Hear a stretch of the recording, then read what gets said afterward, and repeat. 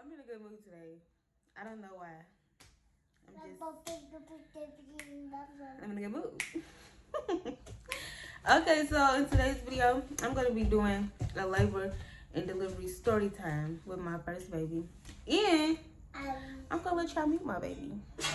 Because he's right here anyways. So he's going to be in the background. But yeah, I know I want to see my baby. It's my baby. But yes, let's get into the video. So let's start from the beginning. Okay, so they made me go until like 41 weeks. I was so big and so miserable they would not induce me. They wanted me to go into labor on my own. So I know there was like, if I don't want to live on my own, then they'll induce me. But for like a week, my stomach was cramping and I was spotting. And I knew something was about to happen because I started spotting. And out of nowhere, okay, I got up. I went to the restroom and I came back and got in the bed. And when I was getting in the bed, I heard a pop, but I ignored it. But as soon as I laid down, like 2 seconds later, all of this water just started everywhere. And I'm like, my water broke. I was telling the daddy and his daddy that my water had broken. I'm just standing there like looking at it. And they're like, oh my goodness. Oh my goodness. They panicking like, he's like, her water just broke. And I'm like getting some towels and everything. And me not knowing, my auntie told me that I'm not supposed to get in the shower with my water break. But I got in the shower before I went because I'm like, I'm about to be able to get in the shower for a few days. I'm about to be in here all I just want to take a shower, so I took a shower. And they like, you need to come on. Like, you don't got time to be taking no shower. I said, I'm taking a shower. I don't know what y'all talking about. Y'all don't listen. Very hard-headed. But I'm like, I'm about to take a shower, then we can go. And so I took a shower, and then when I got out, got my clothes on. He's ready to go. Look, he got the bags and stuff. He's like, let's go. Let's get to this hospital. So I put my clothes on and everything. And y'all, my water, when my water broke, it was brown. But it had brown stuff in it. It was clear, but it had brown stuff in it. And I didn't pay it no mind. I just thought it was normal. I don't know. It's my first baby. I don't know what it's supposed to look like when your water breaks. But it had brown stuff in it but when I got to the hospital hold on, I'm moving too fast. I told you I'm in a good mood. I can't think straight. Just get to the mind of my mouth. But we got in the car and I told him to take me to McDonald's because I knew I was gonna be able to eat when I got to the hospital. So I went to McDonald's and I'm just moving slow. Like, my water didn't just break. I just got water gushing. It did not stop. Like, it kept on coming out. But we went to McDonald's, then we went to the hospital, and when we got to the hospital, they got me in the room and everything. Asked me a million questions like, are you sure your water broke? I'm like, dude, my water broke. I know my water broke. They got me in the room. They was checking me and stuff. I think they do like, I forgot what it is. But I was showing them, I'm like, look at this stuff in here. It's green or whatever, brown, whatever color it was. And I forgot the name for it, the doctor term. But when she said it, I thought it was something bad. I'm like, what does that mean? And she said, oh, nothing. It just means the baby pooped. He pooped. He pooped inside of my stomach. I was so grossed out by that. Like, he just couldn't wait. He couldn't hold it. Like, what the heck? And then, y'all, my mucus plug didn't come down until my water broke. It was so gross. And that was also, it had poop in my mucus plug, too. It was just nasty. But they checked it or whatever, and they was like, yeah, her definitely water broke. So they got me in the labor and delivery room. And my contractions didn't start instantly after my water broke. But when they started, oh, baby. Oh, my goodness. Those contractions is the absolute worst part. And I could not take it. Like, I think I got epidural instantly. I tried to wait it out, but they kept saying, if you're gonna get epidural, don't wait because your contractions get too bad and we can't do it or whatever. And I'm like, dude, I gotta get this epidural. I kept saying, I gotta poop. Take me to the restroom. I feel like he's coming out my butt. So they took me in the restroom. I said, damn, y'all didn't have to poop. But like the pressure in my back, like I had back labor. So I felt everything in my back. And it just hurt so bad. And I'm sitting on the toilet crying and they like, it's okay. Like, you need to get the epidural if it's what you want to do. And I'm like, okay, I'm getting it. I'm ready. I'm ready for the epidural. I don't know if I was dilated then when I got epidural. If I was probably 2 centimeters, if that. But, okay, I got the epidural and I felt so much better for a short amount of time. My epidural, they put like a peanut in between my legs to help me dilate or whatever. And it was not helping. It was just making my epidural go from side to side. Like, they would make me lay on one side, and that's the side my epidural would stay on, and I could feel everything on one side. And it was just like, oh, my goodness. And then eventually, my epidural wore completely off. Like, it wore off, and I felt everything. It was so pointless getting the epidural, and I'm not doing it again.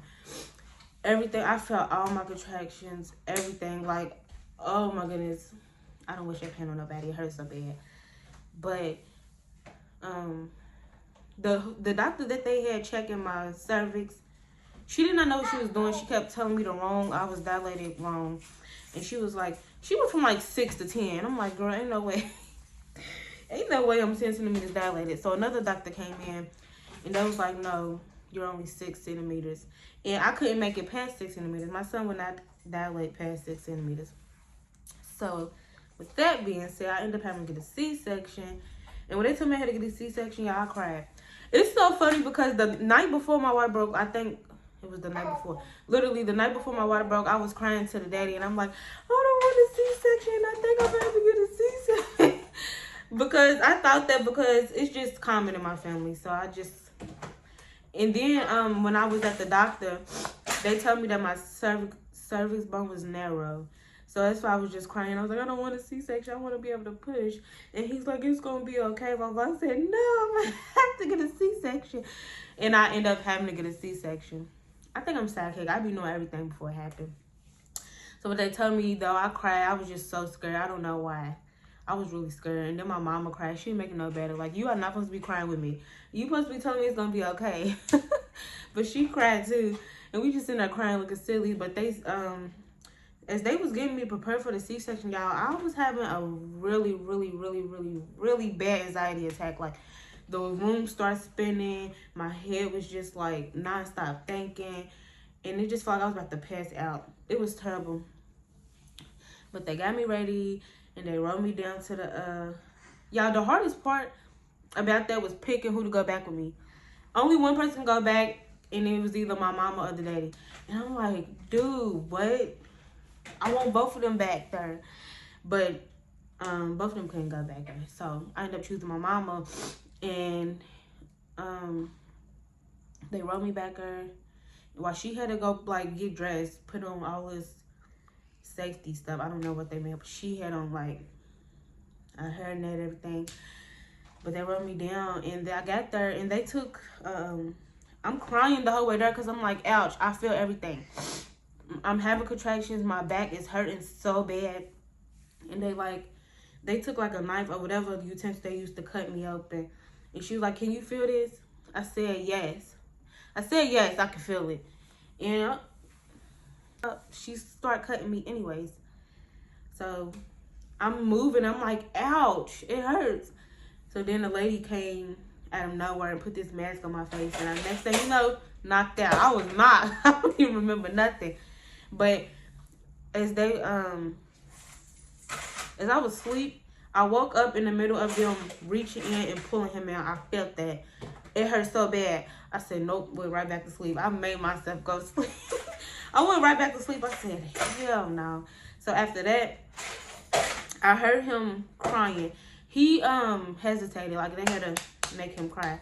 I heard him cry, but I couldn't do nothing. That gas or whatever they put on my face, I just could not. So I ended up going back to sleep. And when I woke back up, it was over. I was done. And my son, they had took him to the NICU because I started running a fever. Y'all, I'm all over the place. I had started running a fever. That's the whole reason they had to rush me to a C-section anyway. Plus, on top of him not dilating past 6 centimeters. But I started running a high fever. And that's because he pooped inside of me. So it started making me run a fever. But they took him to the NICU because of that, just to make sure he didn't get no infections or anything. And so when I woke up, I didn't see my baby. I woke up, it was my mama. My cousin. I don't remember who was all right there. But I know they was right there. And I was like, hi. I was being a weirdo. I don't know what gas they gave me. And I'm like, hi. And I'm like, where is the daddy? I kept asking for him. I'm like, where is he at? They had went to go get something to eat. They had went to go get some food. And I kept asking for him. And they like, he's coming. And when he came, I just kept smiling at him like, I was being a weirdo. And I'm like, hi. Kept saying hi to him. And I was like, just being a weirdo. So they end up getting me into a room finally. Because when I woke up, I wasn't in a room. I was like behind a curtain or something. I don't know where I was at. They didn't have rooms available. So when they finally got me one, they got me in a room. And I had to wait until my epidural wore off to go see my son. And I'm like, dude, I want to see my son now. And the daddy kept going down there without me. And he was making me mad because I'm like, I want to go too. He like, I'll be back. I'm just going to see him real quick. And I'm like, I'm mad. I want to see my son. So when my epidural wore off and I finally got to go see him, I was so happy. But they rode me down in a wheelchair. The daddy rode me down in the wheelchair. I remember everything. He rode me downstairs in a wheelchair. And when I was rolling up into the room that my baby was in, he was crying. And he had to get his little cry. Oh, my goodness. He was just crying. I'm like, is that my baby? And then when I seen him, I'm just like, this is my baby. Y'all, he don't look like me. So he looked just like his daddy. So I'm just like, this is really my baby. He's so cute, so small. He had all these tubes and everything. I hate that because that was so unnecessary. And I just picked him up.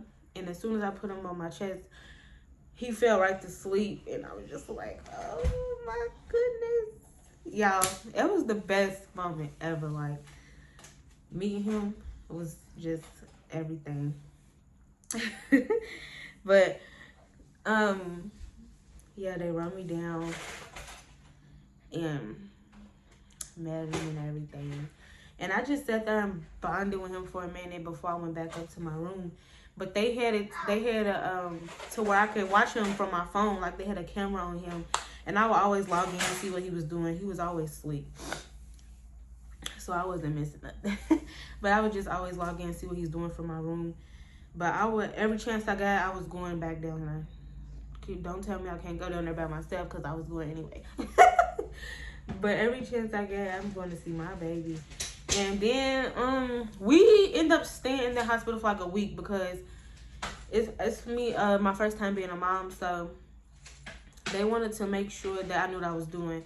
So they got a little program, like a little room to where you can stay, just you, the baby, and the dad. And it's like a room. We got a stove, it had a bed and everything, a comfortable bed, not a hospital bed. And they just wanted to make sure we knew what we was doing. So we stayed there for an extra 2 days, actually, because the doctor had walked in with me holding my baby and I was asleep. And we was both asleep. And, you know, they don't want you sleeping with your baby. So that caused us to have to stay an extra day. Y'all was so ready to go home. I was so ready to get out of that hospital. But, yeah, since I was holding him and we was asleep, we had to stay an extra day. It was not that serious. I could hold my baby and sleep. But that's why he's so spoiled now, because all I did was hold him. I still hold him. I'm big and pregnant. I still hold him, carry him everywhere. But, so after that, those few days, we could finally go home. They had to make sure our base was in the car right and everything. And we finally went home. I know on the way home, I was like, I want a frappe. Stop and give me a frappe. That's all I drank. That's all I drank now with this pregnancy. But I'm like, give me a frappe before we go in the house. And we got home and everything was just, like I had a baby. Everything was different. But I did not leave my baby. I stayed in the room with my baby majority of the time. I didn't want nobody coming to see him. I didn't want nobody touching him. And when people came over to see him, I was mad. And the daddy's like, they coming to see him. They could come see him. I'm like, no, they can't. Because it's my baby. I was so stingy with him. But, yeah, people came and see him and everything. And, yeah, I really, like, I was so mad. I got up like, who told you to give? Because I think it was like his auntie, the daddy's auntie, or something. Something. She came and saw him, and she was holding my baby. All up in my baby's face. I'm like, who told you to let her see? Because when he gave him to her, I was asleep. So when I got up, and I'm looking around like, where is my son? Where is my kid? And he's in there with somebody all up in his face. So I went in there like, who told you that? Yeah, I was so mean. I'm not mean no more. I was just really mean then. This is my first baby. Like, give me my kid. I don't want y'all in his face. Y'all probably sick. But yeah, that's pretty much everything that happened. Now, y'all can see my kid. Man, he got on my Crocs. It's so funny. He walks around in my shoes. Does anybody else baby do that? Like, he walks around in my shoes, and I just think it's so funny. Meet Ryland. Say hi. Say hi. What my kids say? I'm so sweet. How old are you? How old are you, baby? How old are you? Now you want to keep going kisses. How old are you? How old are you? Sometimes he tell people how old he is, sometimes he don't. Say, I'm still learning. But he be like, and I just be like, oh, my baby's so smart.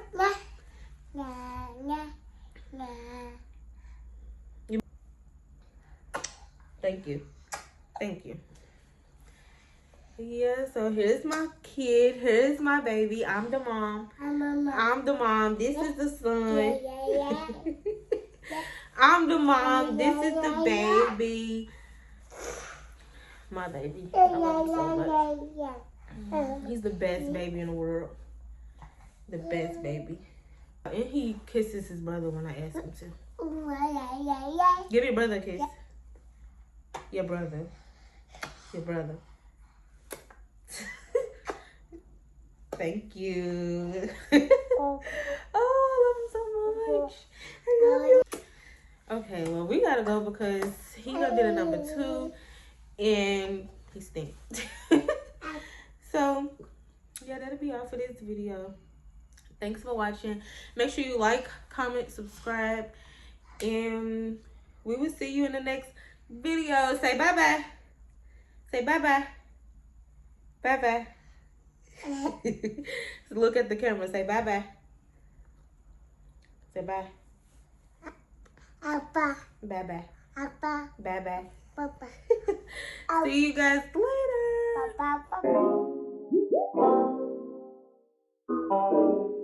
later.